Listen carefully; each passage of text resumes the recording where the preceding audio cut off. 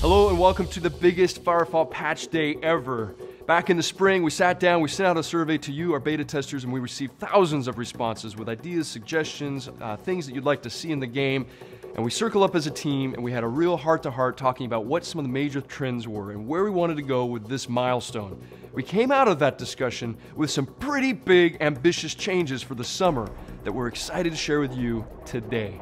Starting at the top of the list, we had a lot of feedback on core combat. We wanted to make the game more competitive, more skill-based. We wanted to reward you for your level of mastery.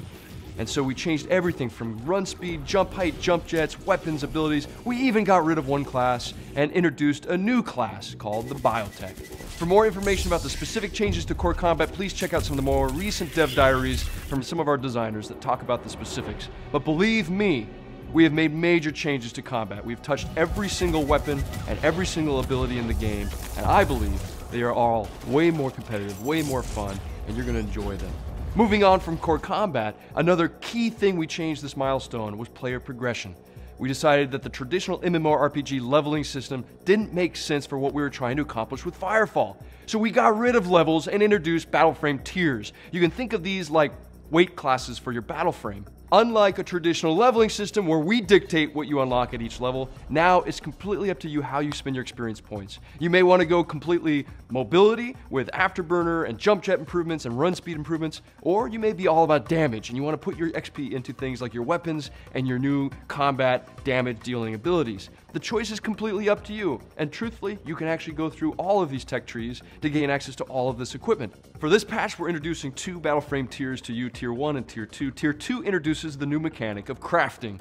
Previously, we had a model where you would have a specific type of resource needed and a specific blueprint to create a new item, and now we've changed completely how that works so that you actually can choose different resource types to input into your nanoprints, and that will actually influence the stats and the strength of those stats on the items produced.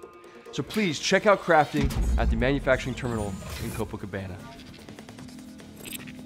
So now that you've unlocked some new equipment through your tech license tree, you'll need to go to a Battleframe garage to equip it. You can access your Battleframe garage from any of the major cities by going up to the terminal that was formerly called the Loadout Modification Terminal. This is now your Battleframe garage. We've gotten rid of the 2D paper doll UI and icons and introduced a full 3D immersive environment where you can go and check out each of your battle frames and actually equip and unequip different pieces of equipment. So we're really excited about the Battleframe garage. Check that out in town. In this patch, we're also tripling the size of Coral Forest, so you'll have plenty of new space to go and explore, new resources to find and to harvest with your thumpers, and actually new POIs to check out. You may also notice there's some new missions available in TransHub, so head on west and check out TransHub and see what you can do to contribute to the war.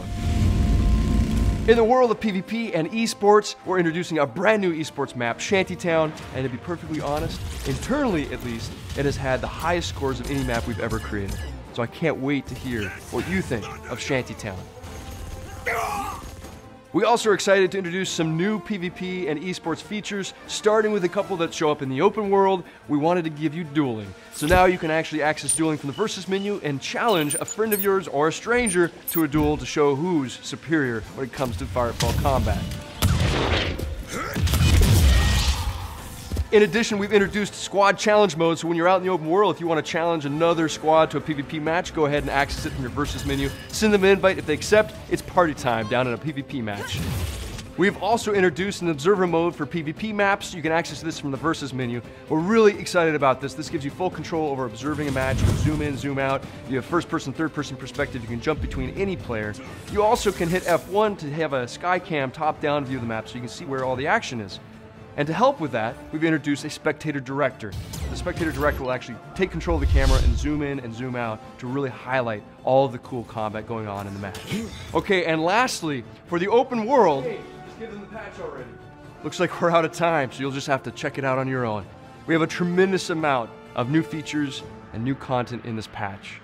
So please, take some time to really soak it up. Run through the different missions, explore the world, play PvP, advance your battle frames, most importantly, have some fun. On behalf of the entire tribe at Red 5 Studios, thank you so much for joining us. Thank you for your continued support. We look forward to seeing you online. Thanks.